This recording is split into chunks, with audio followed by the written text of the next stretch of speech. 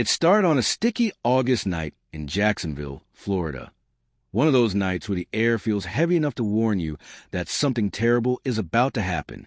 At 10:42 p.m., the last customers had shuffled out of Funtime Plaza, a family entertainment center famous for its neon lights, greasy pizza, and its oversized mascot costume, a grinning blue and purple coyote named Chipper. By midnight, the arcade sat dark, silent, and empty, except for one door, the mascot dressing room. It was still locked from the inside. Security guard Malcolm Reyes was the first to notice something was wrong. He'd made his rounds twice now, and the door was still secured. He knocked, no answer. He knocked again, harder, nothing. The only person assigned to that room was college student and part-time performer Evan Marlowe, known by his co-workers as the night mascot.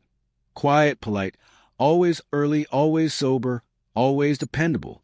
The kind of person you'd never expect to become the center of a criminal investigation. Malcolm radioed his supervisor. When they opened the door, they expected to find Evan asleep on the bench, maybe overheated in the suit. Instead, the room was empty. Completely empty. The costume was gone. Evan's duffel bag was gone. And the small steel locker assigned to him hung wide open. But it wasn't the missing items that turned the managers pale. It was what they found inside the locker. Stacked envelopes, filled with carefully folded receipts, all with the same pattern. Stolen credit card numbers used inside the plaza, but linked to purchases made miles away. Detectives arrived before dawn. They counted nearly 50 receipts, all traced to a single night shift employee. Cameras, however, offered little clarity. The security footage from the hallway leading to the mascot room glitched repeatedly, showing flickering ghosts of frames and half seconds of static. Only a single clear moment survived. 9:58 p.m. moments before closing. A full view of Chipper the mascot, head on, staring directly at the camera. Unmoving, too still to be someone adjusting their costume. Detective Lena Hart, a seasoned investigator with a reputation for noticing what others missed, replayed that clip again and again. Something was off. The mascot head was tilted slightly downward. Not a lot, but enough to obscure the performer's face if the head had slipped. Except the head wasn't loose. It was fixed, perfectly aligned, as if someone had intentionally positioned it. "That's not a glitch," Hart muttered. "That's someone hiding." The deeper investigators dug, the stranger the case became. Evan's car was still parked in the lot. His phone was recovered in a trash bin. His bank account had been emptied in 3 separate transfers, each fueled by credit cards reported stolen across the state. By sunrise, local police started whispering the word fugitive. But Detective Hart didn't buy it. She interviewed co-workers, sifted through Evan's texts, traced his last movements. He'd never traveled, never been in trouble, and never shown interest in money. He worked nights, studied graphic design, and sent half his paycheck to help his younger sister. "This isn't a runner," Hart said. "This is someone who got pulled into something." The breakthrough came at 3:17 p.m. when technicians managed to restore fragments of another camera angle, one from the loading dock behind the building. And there, barely visible through the washed-out lighting, was Chipper the mascot again, dragging a large black duffel bag toward a waiting van. But the proportions were wrong. The stride was wrong. And the height was at least 6 inches taller than Evan. Someone else had worn the suit. Someone who knew the camera blind spots. Someone who wanted the world to think Evan had fled. And when investigators opened the duffel bag, recovered near a dumpster 5 blocks away, what they found changed everything.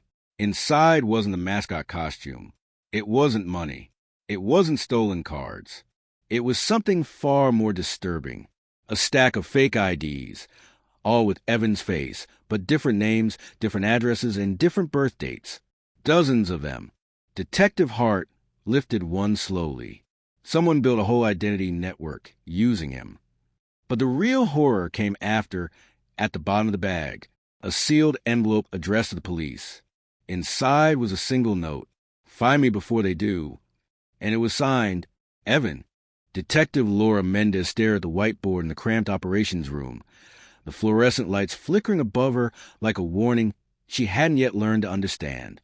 The suspect's name, Evan Mercer, sat in bold marker at the center. Arrows stretched outward to ATM screenshots, bank statements, and blurry footage in the Chuck E. Cheese in Clearwater, Florida, where Mercer performed nightly inside a mascot suit that had more than a stage persona. To everyone else, Mercer was a smiling mouse who danced for children's birthdays. But Laura had already seen the other face, the one captured on a grainy camera, withdrawing cash using a stolen credit card. Still, something didn't add up. The withdrawals were too precise. Every card belonged to a tourist whose wallet had disappeared inside the arcade, yet no cameras ever caught the theft. It was as if the cards themselves had slipped out of thin air. Laura turned to Officer Grant, who had been following the case since day one. "We're missing a piece," she murmured. "People don't just lose credit cards inside a family restaurant by coincidence." Grant nodded. "And it always happens during the mascot rotation. Every time Mercer is scheduled, someone's card vanishes." Laura stared at the board again, feeling something shift into place. It wasn't just that Mercer was present. It was that Mercer had access. She pulled up the internal staff map of the building. Game rooms, party booths, the prize counter, kitchen, and the employee hall that only staff would enter. A narrow corridor connected the mascot prep area to the arcade floor, bypassing most cameras. A perfect blind spot. "Let's bring him in again," she said. But Mercer was already gone. The manager reported that the mascot had signed out hours earlier, saying he felt sick.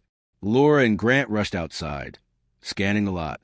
His car was still there, but Mercer wasn't. Laura circled the vehicle. The hood was cold. There was dust on the windshield. It hadn't moved all day. "He didn't take the car," Grant said. "So how did he leave?" Inside the building, officers combed through hallways until Officer Patel called out, "Detective, back here." Laura followed her to the service exit behind the mascot room. The door hung open a few inches. Fresh footprints scattered across the concrete outside. Grant knelt down. "These lead toward the drainage canal." Laura's stomach tightened. Why would he run there? "He knew we were coming," Patel said. "He must have heard something."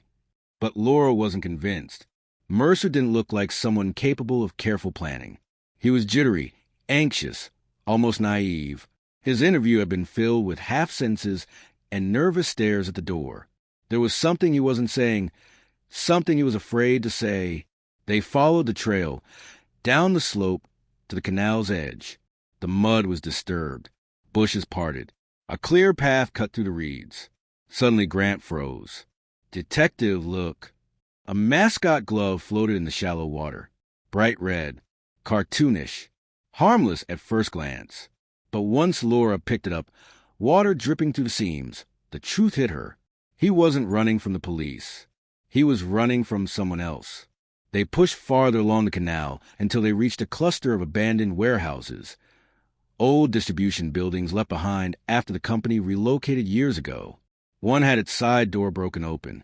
Inside, the air was thick with dust, the floor covered with footprints. Some belonged to Mercer's black work shoes. Others were bigger, heavier, dragging deeper into the dirt. Someone was with him, Laura whispered. Patel swept her light across the floor. "Detective, over here." In the corner lay a small stack of items. A children's birthday card with a handwritten message, a Chuck E. Cheese employee schedule, and a phone, Mercer's phone. Laura turned it over. The screen was cracked, but still working. A single notification blinked across the lock screen. "Don't talk. They know." Grant exhaled slowly. "Detective, this wasn't just credit card fraud." Laura scanned the room again. Shadows stretching long against the walls, the air stiff with the scent of old chemicals. No sign of Mercer. No sign of whoever had taken him. Just a phone and a message filled with fear. What was he caught up in? Patel whispered. Laura didn't answer, because another thought had already taken hold, sinking into her mind like a warning she couldn't shake loose. Mercer may not have been the mastermind. He might have been the pawn. And whatever he had stumbled into was bigger than children's arcade, bigger than the stolen cards, and much bigger than any officer had realized. Laura tightened her grip on the phone. "We're not dealing with a petty thief," she said. "We're dealing with a ring, a network, something organized." Grant's radio crackled. Dispatch to Detective Mendez. You're going to want to hear this. Another report just came in. Laura and her team rushed outside as the evening wind whipped through the dead grass. The sun dipped low, casting the warehouses in cold orange light. "Go ahead," she said into the radio. "Another credit card was stolen," the dispatcher said. "Same method, same timing. But this time we have footage." Laura's heart slammed into her ribs. "Where?" "2 blocks from where you are." "And detective, it's not Mercer in the video." The line went quiet. And for the first time since the case began, Laura felt the chill of something far darker than a missing mascot or a stack of stolen cards. This wasn't a runaway. This was the beginning of something much bigger. Something dangerous. Something that was not done. Detectives had expected Tyson Creed to break the moment he was pulled out of the oversized Chuck E. Cheese head. They expected panic, guilt, denial. Anything that resembled a man who had spent months stealing customer data while dancing for children. But Tyson didn't say a word. He sat in the interrogation room, hands clasped, shoulders still, eyes fixed on the wall clock, as if he was waiting for it to strike some specific hour. Detective Mara Ortiz watched him from behind the one-way glass. "He's not scared," she whispered. "He's waiting. For what, I don't know. But he's not done." On the table before Tyson was a thin stack of evidence. Receipts tied to fraudulent transactions. Screenshots of rerouted payments. Footage of him scanning cards behind the counter. And the most damning, his secret hard drive, packed with hundreds of stolen profiles. Still, he said nothing. No lawyer. No explanation. Just silence. Detective Simmons entered the room, pulled out a chair, and sat across from him. "Tyson, we already know what you did. People trusted you with their kids, their wallets, their safety. And you used all of that for this." He tapped the hard drive. "So, why don't you just tell us who you're protecting?" At that, Tyson smirked, a slow, unsettling smile that never reached his eyes. "You think this was my idea?" he finally said. "You think I needed the money?" He leaned forward. "I was helping someone, and you're not ready for that name." Detective Simmons felt something tighten in his chest. "Whose name?" Tyson shook his head. "If I say it, I'm done. And you'll wish you never opened this case." Before the detectives could push further, a phone began vibrating in the hallway with such urgency that everyone paused. Officer Delgado answered it, listened for 2 seconds, then burst into the room. "Detectives, you need to see this. Now!" Mara and Simmons followed him to the monitoring station. The officers on duty looked rattled. On the screen was a live feed of Tyson's impounded vehicle. Its headlights flicked on, then off, then on again. No one was inside. No keys were in the ignition. The lot was locked. And yet, the car continued flashing its lights in a deliberate pattern. "Is that a malfunction?" Simmons asked. "No," Delgado whispered. "It's Morse code." The room fell silent. Officer Brandt typed rapidly as the flashes repeated. The translation appeared on the screen. "You found one of ours. Stop." Detective Ortiz felt her heartbeat in her teeth. This wasn't just Tyson. Someone else is telling us to back off. But the message wasn't finished. The lights pulsed again. "Let him go." Everyone in the room turned toward the interrogation chamber. Tyson sat calmly in the metal chair, staring up at the camera as if he knew exactly what message they had just read. Ortiz stormed back in. "Tyson, who are they?" He shrugged. "You arrested a mascot. But the people you should be worried about? They don't wear costumes. They wear badges, suits, titles. They're everywhere." He leaned back. "I was just a distraction." Detective Simmons felt the ground shift beneath him. Distraction for what? Tyson smiled again, the same cold grin he'd worn from the start. "Check your department's financial accounts. Start with a charity fund." Ortiz froze. She knew the fund. Every officer donated to it, thinking they were helping local kids get school supplies and holiday gifts. Tyson continued. "Ask yourself why that fund grew by $500,000 in 6 months." He tapped the table. "And then ask where it went." Simmons' stomach dropped. "You're not saying—" "Oh, I'm not saying anything," Tyson said. "I'm telling you, you were never supposed to look into me. Someone else is about to disappear a whole lot of money, and you just got in their way. A loud crash echoed down the hallway before anyone could respond. A backup generator kicked on. The lights flickered to a deep, uneasy blue. Then came the announcement. Officers!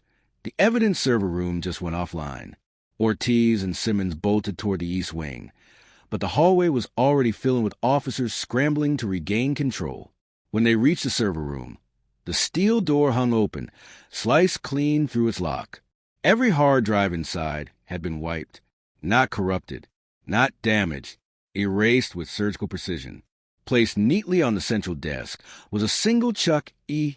Cheese token. On the back, scratched with something sharp, were 4 words. This isn't about him. As Simmons picked it up, he felt a cold realization settle in. They had just burned the wrong lead. The real criminal wasn't in custody. The real criminal had access, power, reach. And Tyson Creed? He was right. He was just a distraction. Back in the interrogation room, officers found the chair empty. Tyson Creed was gone. The window had been shattered from the inside, and outside, nothing but darkness and an overturned trash bin. No footprints, no trail, no sign of him ever being there. The department went silent as detectives absorbed the truth. Someone had broken him out. Someone who didn't want a Mascot talking. And somewhere in Florida, a much larger scheme was still unfolding. One that had just lost its weakest link. But the note on the token left one more message. Faint but legible under the fluorescent light. If you keep digging, you won't like what you find.